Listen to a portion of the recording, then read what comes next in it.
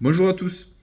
Petite question, ces crottes qu'on a sur nos maisons, sur nos appuis de fenêtre souvent, sur le crépi, donc il y a les crottes d'oiseaux, celles-là on sait les reconnaître, mais parfois il y a ces fameuses crottes qui ressemblent au gabarit des rongeurs, des crottes de rongeurs, des excréments de rongeurs, avec une pointe blanche au bout. Et ça c'est quoi? Ben en fait, vous allez le voir sur les images qui suivent, il y a une dame qui m'a appelé parce que le plombier l'a alerté d'une présence de rats sur sa chaudière notamment, il a trouvé plein de crottes sur la chaudière. Et en fait, j'y suis donc allé, j'ai fait un diagnostic et j'ai de suite vu qu'il ne s'agissait pas de rongeurs. Je me suis quand même alerté sur la taille des excréments parce que je suis habitué à les voir. Je sais de quoi il s'agit, mais là, ils étaient particulièrement gros.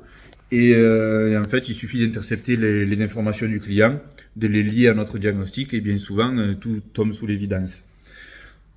En fait, il s'agit des lézards. Les lézards des murailles, par exemple, le lézard que vous avez l'habitude de voir, le lézard commun, ou le gecko. Donc souvent, les excréments un peu plus gros, parce que déjà, le gecko est plus gros en gabarit. Et là, en fait, j'ai vu toutes ces crottes, vous allez les voir aussi.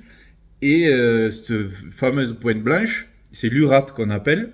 Et en fait, c'est l'acide urique. Nous, on va faire pipi, tout simplement. Mais le lézard, lui, ne fait pas ça. Les mammifères, le chat, le chien, le rongeur, enfin, bref, il y a nos urines et nos excréments. Et bien lui, tout est lié en fait. Il fait pas pipi tout simplement. C'est au bout de ses selles qu'il évacue l'acide urique et ça fait cette fameuse pointe blanche, cette petite boule blanche au bout. Donc voilà.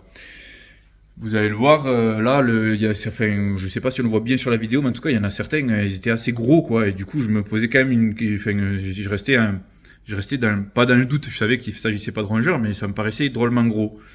Et la dame, en fait, quand je suis rentré dans sa maison, m'a de suite dit, il y a aussi le gecko ici. J'ai tout le temps un gros gecko. Ils sont un ou deux là et ils sont tout le temps dans la cabane. Bon, mais voilà. Tout s'explique.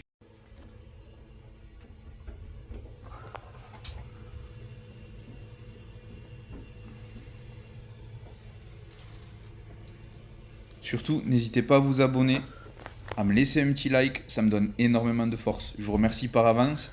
Et n'hésitez pas à me dire en commentaire si vous avez déjà vu ça chez vous.